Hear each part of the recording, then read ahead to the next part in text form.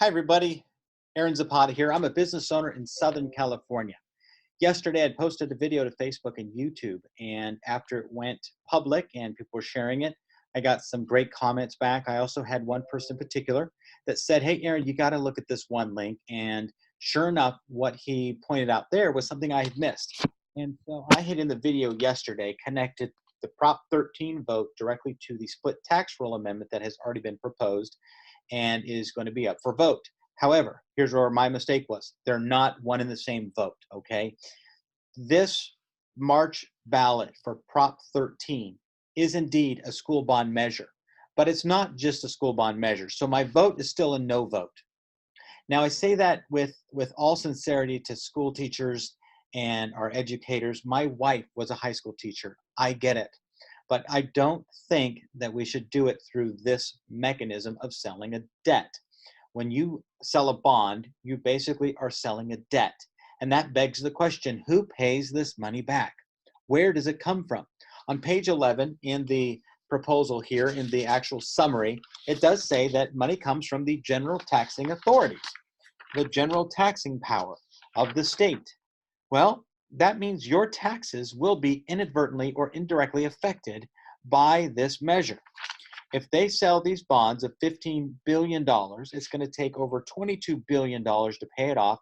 And I think a key term in this page right here on page 10, it says payments, likely payment period, 35 years, meaning they don't know how long it's going to take to pay these off. Likely 35 years, could be more, could be less, who knows, right? 35 years to pay off this 15 billion. Well, the statistics are staggering. They really are. You look at this booklet and they go through the history of the bonds in California, and they point out that local districts, state districts, UC, Cal State, college districts have been able to sell bonds over and over and over. In fact, since 2002, they point out there have been over $201 billion worth of bonds sold both on a statewide and local level to support your schools. Now, my son's born in 2003. He's 16. That means for the last 17 years, they have been able to raise through debt over $201 billion. Not only that, they've received an additional $10 billion from developer funds, and they've received over $35 billion from the California State Lottery system since 1985. And the state budget allots about $81 billion a year towards our schools. So that's a whole lot of money that's going right now into our schools. And now they're asking for an additional 15. Why do they need 15? Because they already have, it says in here, $7.8 billion still left over from the previous bonds that they were authorized to sell. So why do they need 15 more? Well, I don't think it's just about the money. It rarely is just about the money. I think tucked away in here is the fact that they are increasing the ability for local districts to sell their own bonds. Right now, it currently is set that if it's right here on page 14, it says that elementary and high school districts, the limit is currently 1.25% of the assessed property value. It is going to increase from 1.25% to 2%. That is basically a 50% increase in the amount of bonds that they're able to sell. And for college and community school districts, the increase goes from 2.5% currently to 4% amount of bonds that they can sell. Now, that's a whole lot of money that's going to be sold in terms of bonds. Now, here's what happens, okay? Technically, your property taxes are unaffected. It does not raise the property tax of your home. But what it does do is it creates assessments.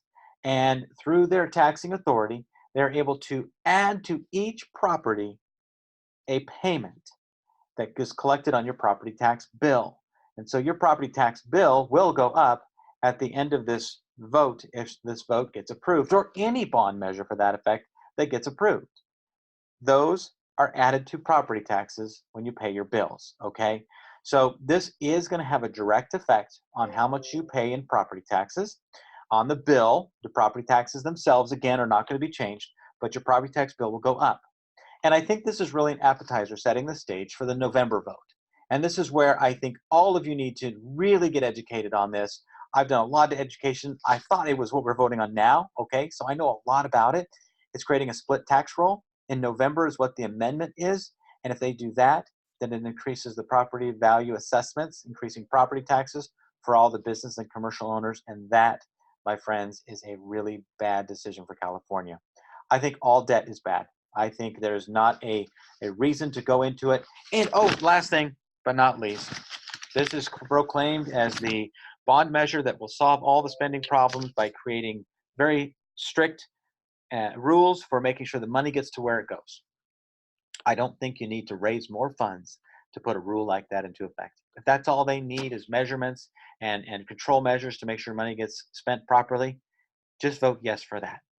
I am voting no for Prop 13 because I do not want my property taxes to go up, and I do not want to continue funding things that have no accountability or little accountability. Because you ask me and I ask you, hey, where did this money go? I don't know anybody that can tell me.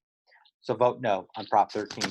Thank you for your grace, for your understanding, and I'm glad I could re-record this for you guys today. Please share it, comment below. Have a great day, and God bless.